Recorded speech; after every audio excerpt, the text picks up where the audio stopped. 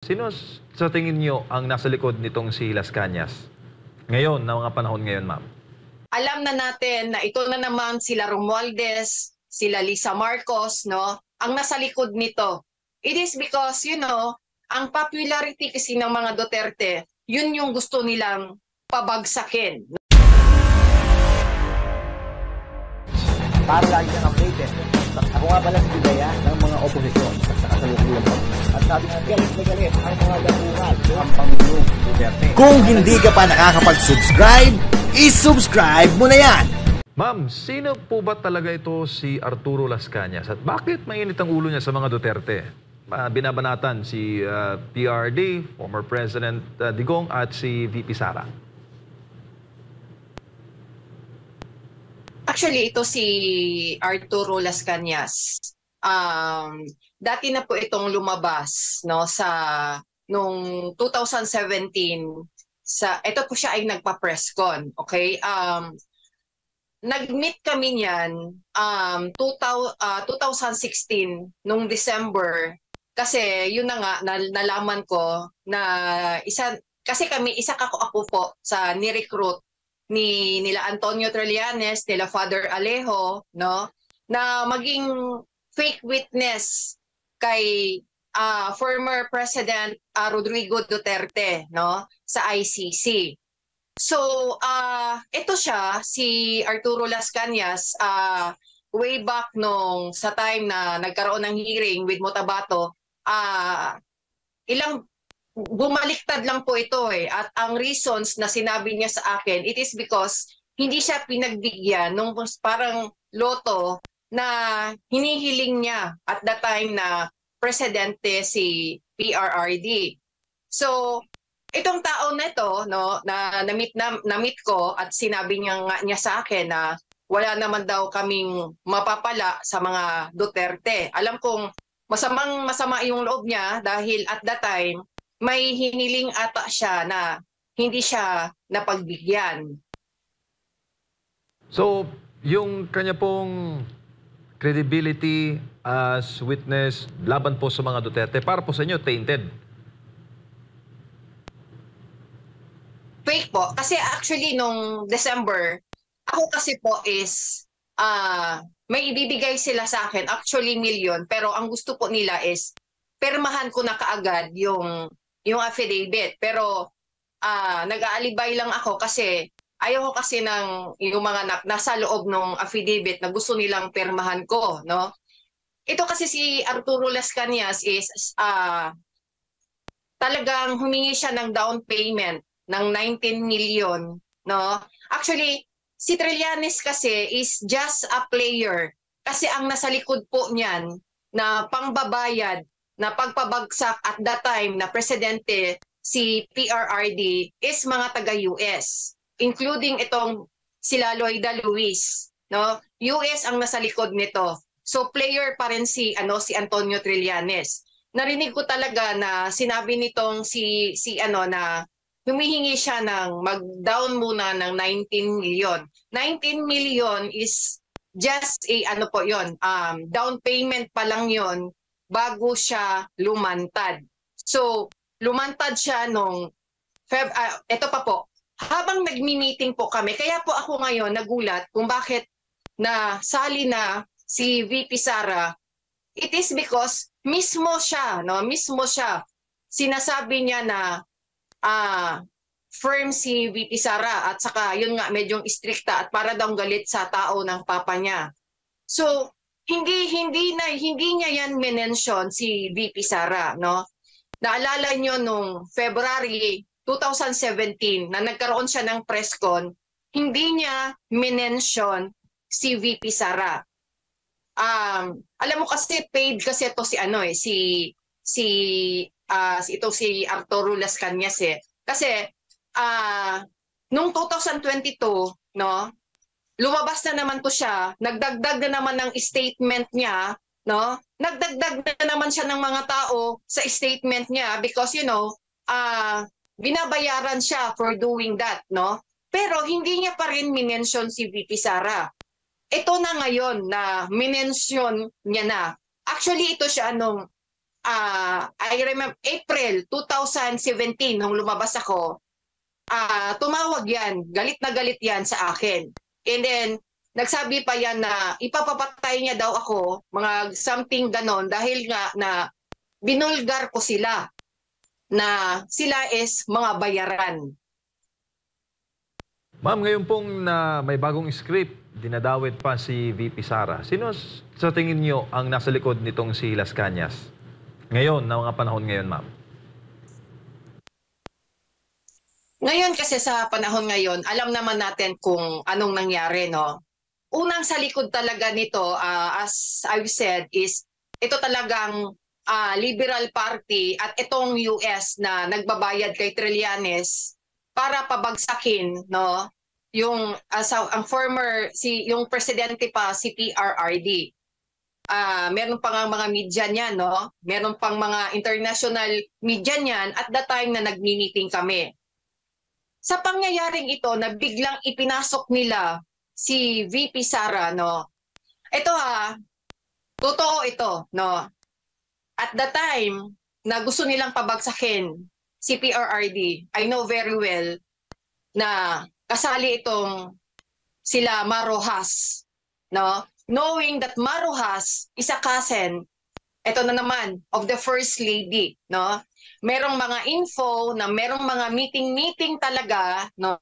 Ako sa totoo lang, no, wala na talaga akong tiwala sa mga pangyayari ngayon, okay? Ito talaga is, alam na natin na ito na naman sila Romualdez, sila Lisa Marcos, no? Ang nasa likod nito. It is because, you know, ang popularity kasi ng mga Duterte, yun yung gusto nilang pabagsakin, no? Pero hindi nila alam kung bakit nag-start itong gusto nilang pabagsakin dati nung presidente pa si PRRD. Because you know what? Unang galit nila is that yung inalaw ni PRRD na ilibing sa libingan ng mga bayani si BBM. Actually, at that time, mura ng mura sila Trillanes eh. Sila Father Alejo, mga madre, nagmumura. Ma'am, hindi si BBM yung nilibing, ha? Yung Yes, tatay niya, yung tatay. Yung tatay niya yung nalibing. Yes, oo. Okay. Klaruhin natin, mama. Sige po, patuloy. Yes po. So, alam niyo sa totoo lang kasi itong si Arturo Las Cañas, no, sa kasi nag-meet kami. Actually, mayabang talaga to, no? Unlike itong si Motabato, kasi na-meet ko rin si Kuya Edgar Motabato, no? Yun po yung kawawa. Kasi alam niyo sa totoo lang, kinuhanan po yan ng cellphone. Kasi medyo mahina kasi si Motabato eh. Actually, at that time, naka-mention pa sa akin si Motabato kasi nasa kumbento, no? Kaya, minsan ayoko nang maging Katoliko eh, no? Nasa kumbento kami, no, nung pinuntahan ko si Motabato na yun nga daw, kung siya lang, parang nafe-feel kong nakokonsensya siya. Pero, wala talaga siyang, dahil kung ano lang sinasabi sa kanya, yun lang ang sinusunod niya. Itong si Las Cañas, ito talaga yung mayabang talaga, no? Sa totoo lang. As I've heard, no, na medyo pa nga to sila ni Trillanes, no? Kasi itong si Las Cañas gusto nang mag-direct na sa kay itong mga taga-US, sila Loida Luis, no? So sa totoo lang, no, itong mga pangyayari ngayon, no, source pa rin ang galit nila dito is maraming nasagasaan si PRRD nung siya ay umupo. Alam naman natin kung gaano ka safe, ka progresibo ang bayan natin nung si PRRD ay naglingkod, no? Pero itong sila Trillanes, knowing na ito po ay mga high-paid attack dog, no? Wala naman yang sariling pera, no? Wala yang sariling pera para magbayad ng mga fake witness, but ulitin namin kasi naririnig ko, nakikita ko na may mga kamiting siya, no, na mga Amerikano, no, na he was paid by sa itong mga taga-US upang pabagsakin si PRRD kasi hindi nila kaya hawakan sa liig. Actually, ito pa, para sa bayang Pilipino at the time na nandyan ako. Kasi at the time kasi, sinabi ko kay Trillanes, no, na baka kasi yung sa akin kasi, ang inassign nila sa akin is idiin si PRRD sa drugs. Okay? So nagtanong ako sa kanya, baka hindi maniwala ang tao. Okay? From their own mouth, no, sinabi nila na kung si General Angelo Reyes nga daw, napabagsak nila si PRRD pa. At actually, ang tawag nga niya Duterte. Duterte, demonyo, yun yung ang tawag niya. Tapos itong si Las Cañas, pumalakpak pa. Dahil sabi niya, kita mo, ang galing. Inisip ko naman, ano namang magaling? Yun po. Opo. Ma'am, si Admar po ito, maayong gabi. For sure, natatandaan niyo siguro itong yung sumakabilang buhay na si Attorney Jude Sabio po, no? Naging abogado ni Edgar Matobato. At kung matatandaan natin na inatras niya, gusto niyang iatras, gusto niyang ipabura sa International Criminal Court. Ito po si Jude Sabio, ito po yung naghain, no? Naging abogado ni Edgar Matobato, naghain ng kaso, nagsampa ng kaso dyan po sa ICC at kalaunan ay kanyang binawi yung kanyang inihain doon. Gusto niya niyang ipabura, ipabasura dahil tool for propaganda and should be trashed and set aside, sabi nga niya doon sa liham niya sa ICC. Ito po, kilala niyo rin po siya, ma'am, and itong mga sinabi niya na bumaliktad, bakit hindi kaya nabigyan ng pansin masyado at tila kinalimutan ng grupo na ito na hanggang ngayon naninira pa rin dito sa mga Duterte.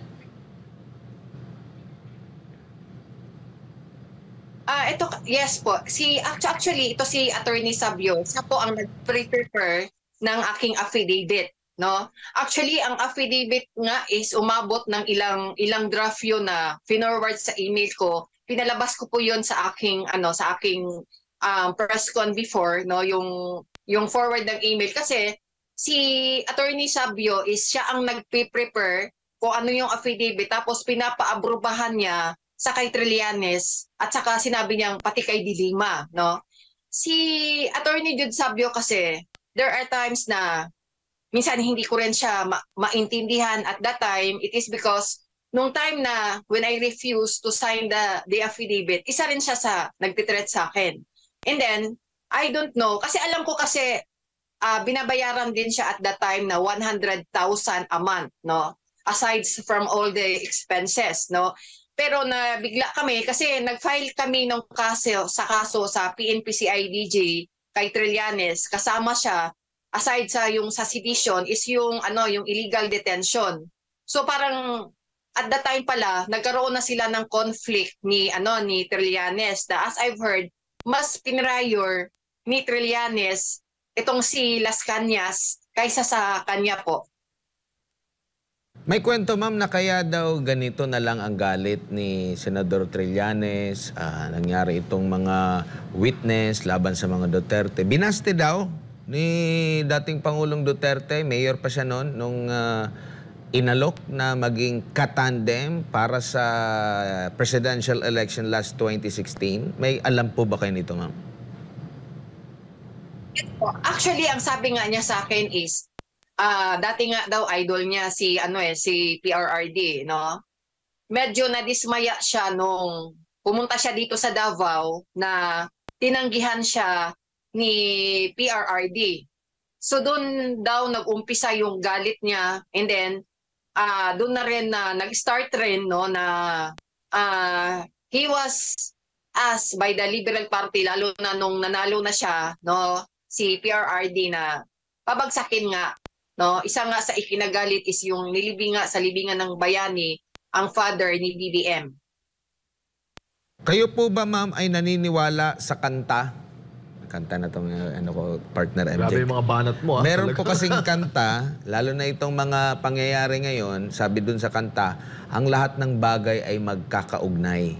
Kayo po ba ay naniniwala na yung mga pangyayari ngayon, lalo na sa paglaban dito sa yung mga paninira sa mga Duterte, na noon pa itong issue, biglang tumahimik, bumalik na naman ngayon, iba na naman yung kanilang inaakusahan, lahat ay may kaugnayan? Yes or no lang po ang sagot, ha? Lagyan natin explanation. Akala ko naman Yes po. Congress. Oh, yes. Yes po. Oh, yes, sige, Pwede yes. magsalita. Sabi mo kasi yes or no, Kasi tayo alam hindi niyo na... sa totoo lang, no? Yes po. Sige po ma'am, paliwanag po. Yeah.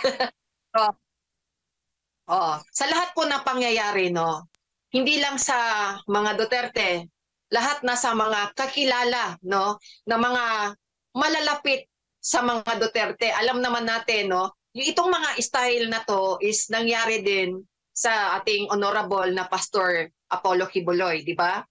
Ganon na ganon din, no? Kung sino yung kalaban, hinahire para pabagsakin, no? Kasi alam niyo sa totoo lang, no?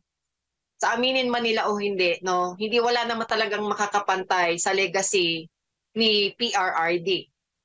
So, until now, no? Dahil siguro sa inggit, tapos itong mga player nila, no? Nagsilabasan ang lahat na pera upang balikan, no? Actually kasi na-failed si Trillanes nung time ni PRRD. So ngayon, para makuha niya, no, yung promise na ilang bilyon sa US, no? Tapos may nakasabot pa. So yun ang ginagawa nila pati sa mga allies ni PRRD na kilalang mga loyal, no, sa ating dating pangulo.